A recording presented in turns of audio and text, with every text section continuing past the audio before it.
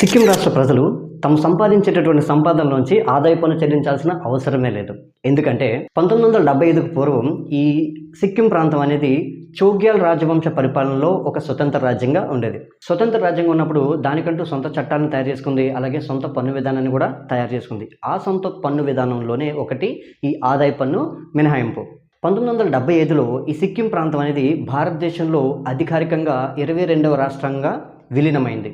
So ఈ విలీనమైనప్పుడు సిక్కిం ప్రాంతానికి అలాగే భారతదేశ ప్రభుత్వానికి మధ్య ఒక ఒప్పందం జరిగింది. అదేంటంటే భారతదేశ ప్రభుత్వం సిక్కిం ప్రాంతం చేసుకున్నటువంటి చట్టాలని వారి యొక్క పన్ను విధానాన్ని గౌరవిస్తామని చెప్పి ఈ ఒప్పందం జరిగింది. సో ఈ ఒప్పందానికి మద్దతుగానే 36వ రాజ్యాంగ సవరణ ద్వారా భారతదేశ ప్రభుత్వం రాజ్యాంగంలో ఆర్టికల్ 371Fని ప్రవేశపెట్టడం జరిగింది. ఈ ఆర్టికల్ ప్రకారం ఇన్కమ్ ట్యాక్స్ యాక్ట్లో సెక్షన్ 10 క్లాస్ 26 AAA ప్రకారం సిక్కిం రాష్ట్ర ప్రజలకి ఆదాయ పన్ను నుంచి మినహాయింపు అయితే లభించింది. ఇది కేవలం సిక్కిం రాష్ట్ర పౌరులకు మాత్రమే. ఎవరైతే 1975 ఏప్రిల్ 26 లోపు సిక్కిం రాష్ట్ర పౌరుల రిజిస్టర్లో రిజిస్ట్రేషన్ చేయించుకుని ఉంటారో వారికి, అలాగే వారి వారసులకి మాత్రమే ఈ పన్ను మినహాయింపు అయితే వర్తిస్తుంది.